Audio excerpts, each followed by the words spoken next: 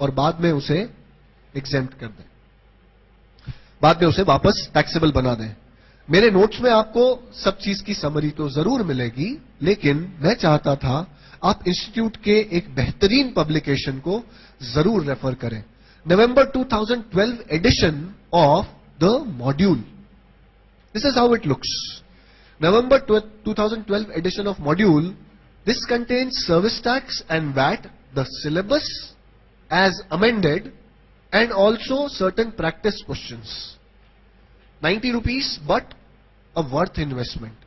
For those who cannot get hands on this, what they can at least do is, इस module को friend से ले, उसका chapter number 1 जो है सर्विस टैक्स का, जो नेगेटिव लिस्ट को डिफाइन करता है, जो सर्विसेज को डिफाइन करता है, उसकी फोटोकॉपी प्लीज करा लें। आपको पॉइंट ऑफ टैक्सेशन की जरूरत नहीं है, पॉइंट ऑफ टैक्सेशन में कोई बहुत बदलाव है ही नहीं। पॉइंट ऑफ टैक्सेशन जो आपको पहले पढ़ाया गया है, सब कुछ वही का वही है। 30 डेज में इनवॉइस इश्यू हो जानी चाहिए, etcetera etcetera.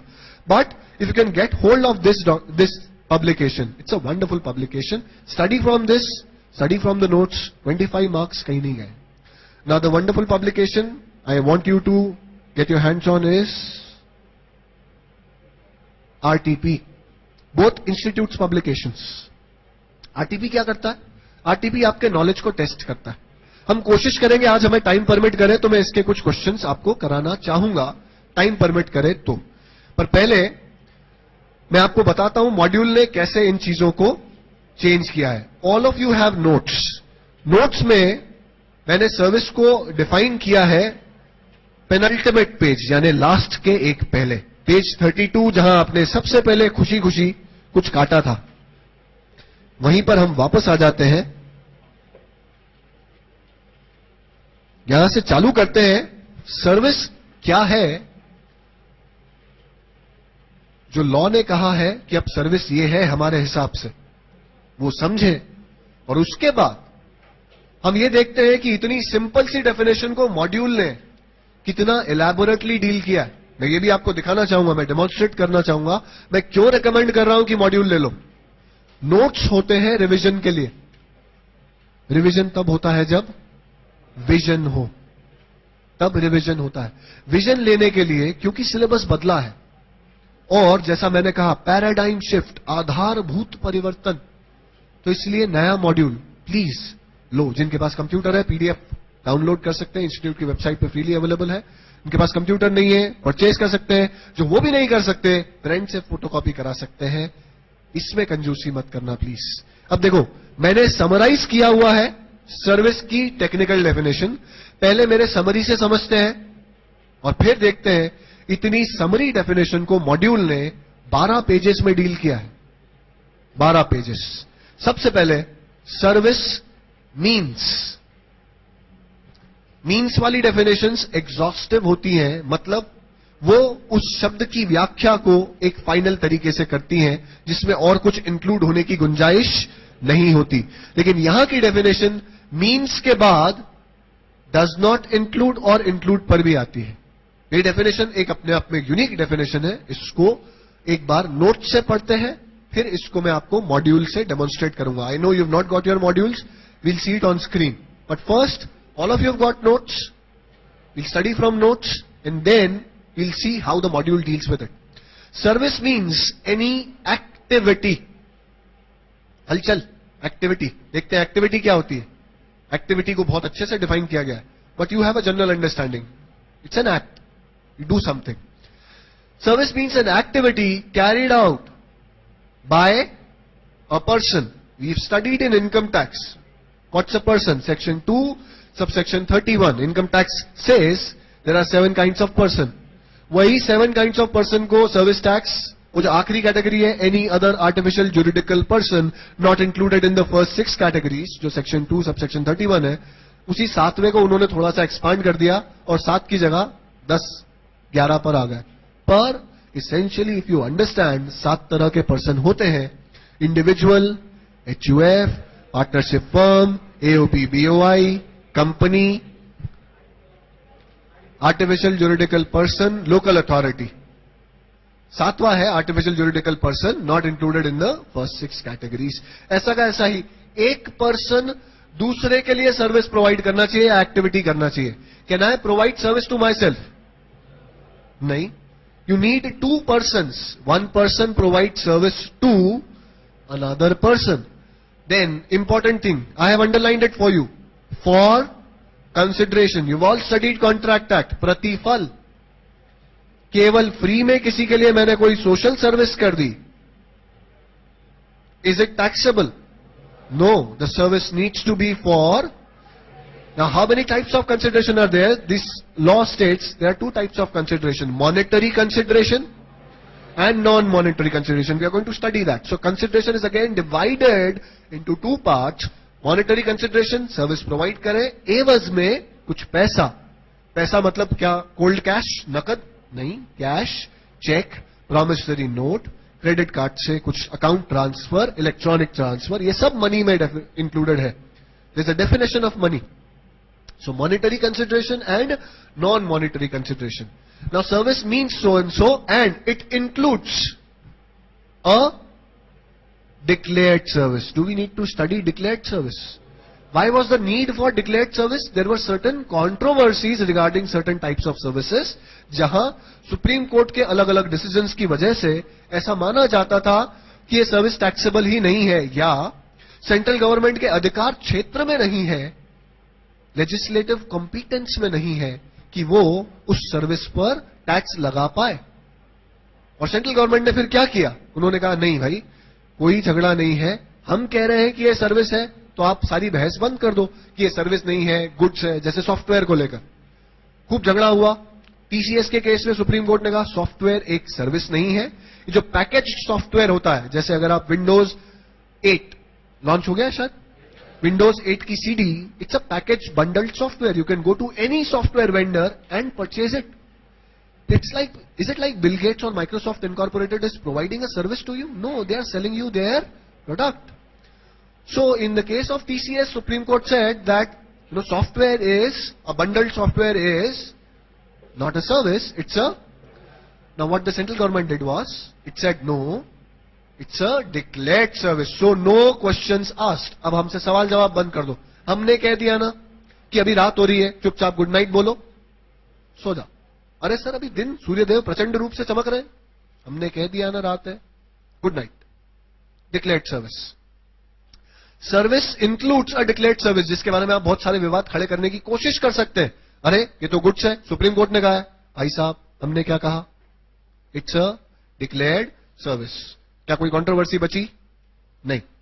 Declared service and it does not include, this is more important because this is happy news, service does not include, क्योंकि हम बड़ी बेसब्री से 12.36% ऑफ ग्रॉस रेवेन्यू से बाहर आना चाहेंगे.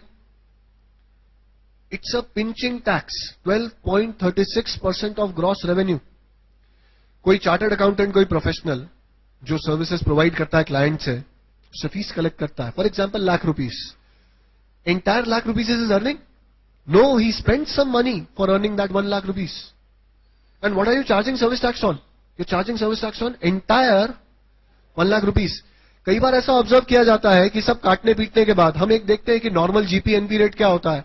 हार्डली 10%. यानी ₹1,00,000 की सर्विस प्रोवाइड करके चार्टर्ड अकाउंटेंट खुद के घर में ले जा रहा है ₹10,000. सरकार कितने ले जा रही है उसी 1,00,000 की सर्विस पर? 12,360. It's a pinching tax. So what we would like to do is, we would like to get out of this service. So it's happy news. Service में क्या शामिल नहीं है? Pay attention.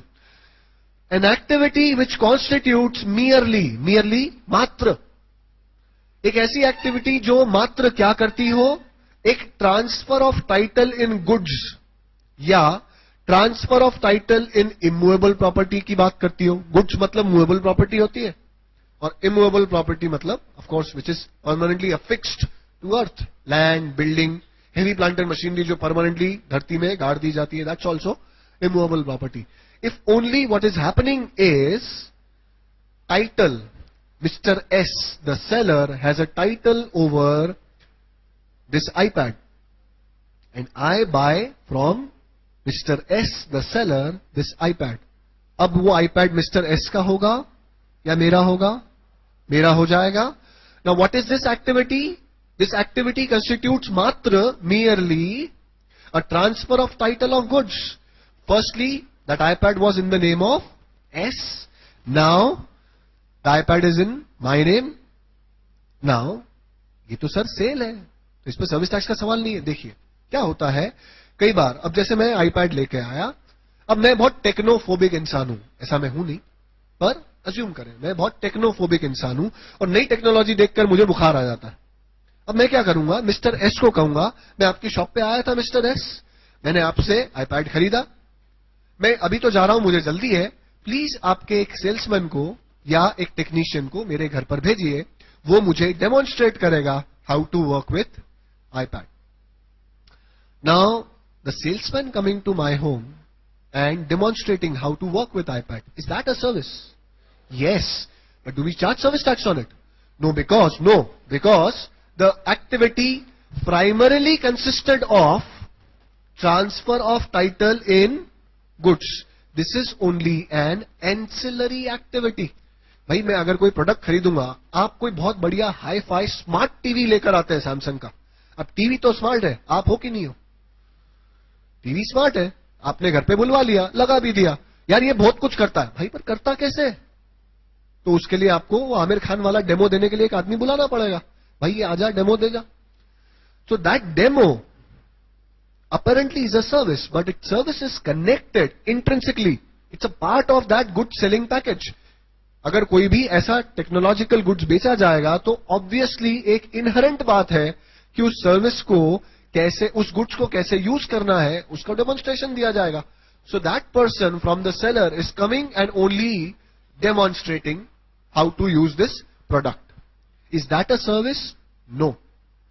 Does not include an activity which constitutes merely a transfer of title in goods, immovable property.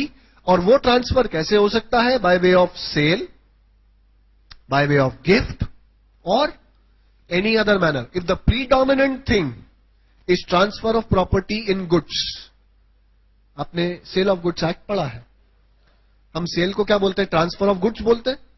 नहीं, we से transfer of property in goods. For example, if I give mic to one of you, the students, if this mic is goods, and I give it to you, to hold it, just to hold it, this is transfer of goods. But does that mean the mic becomes yours? Because the property in goods still belongs to me. I am the owner of the good. Right? So, अगर transfer of property in goods है, वो movable हो या immovable हो, तो ये एक service नहीं है. ऐसा हो सकता है उस ट्रांसफर से संबंधित छोटी मोटी डेमो सर्विसेज डेमोन्स्ट्रेशन के लिए दी जाए. इसका यह मतलब नहीं रहेगा कि वो पूरा transaction is provision of service. No, it is only merely a sale of goods. Did we understand what is not a service? First point, a transaction which constitutes merely a transfer of property in goods or immovable property.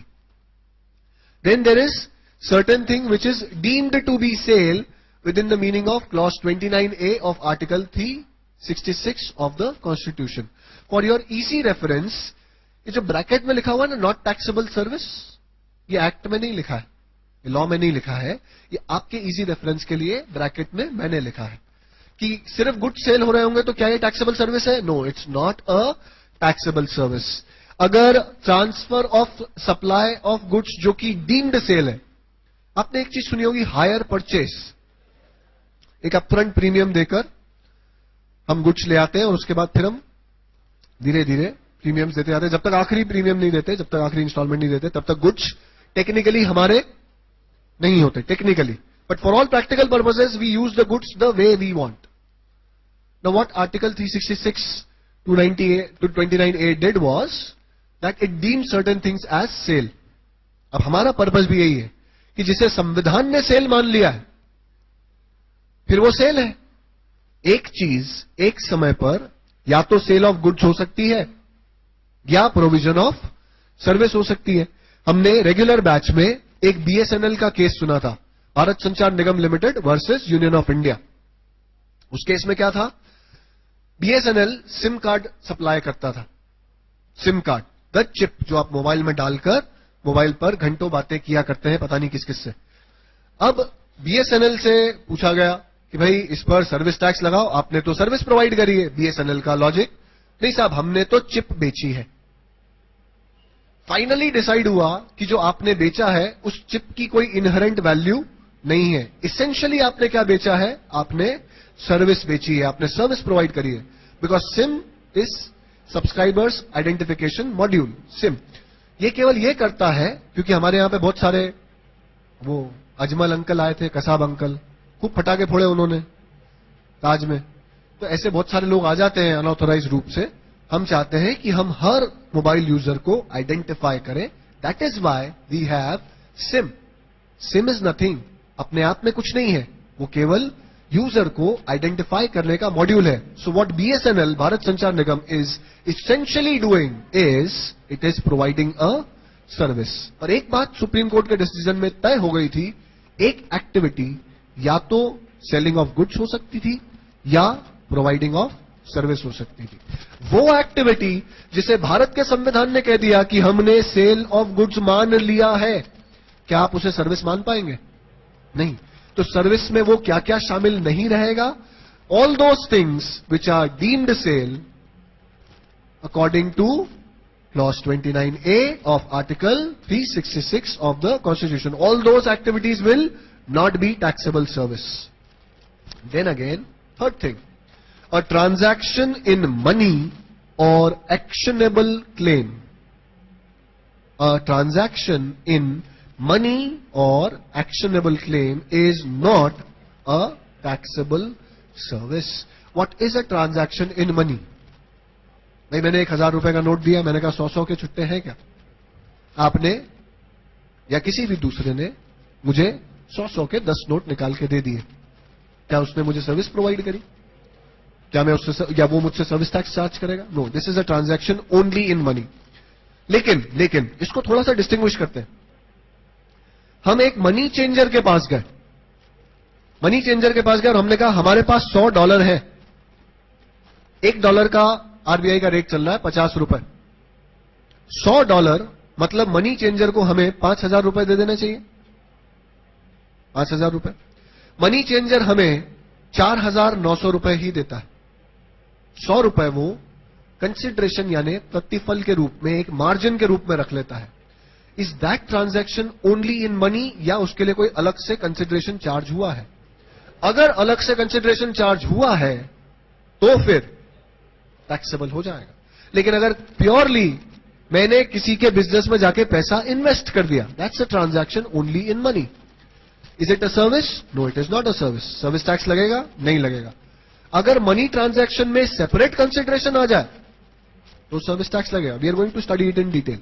Actionable claim, court की decree या किसी के unsecured loan. आप final में financial management में पढ़ेंगे date securitisation. जो हमारे बिजनेस डेटर्स होते हैं जिनसे हमें पैसा वसूलना है। कई लोग क्या करते हैं, आपने शायद बिल डिस्काउंटिंग सुना हो, उसी का एक मॉडिफाइड फॉर्म है फैक्टरिंग। अगर मेरे बिजनेस में 5 लाख रुपए के डेटर्स हैं और वो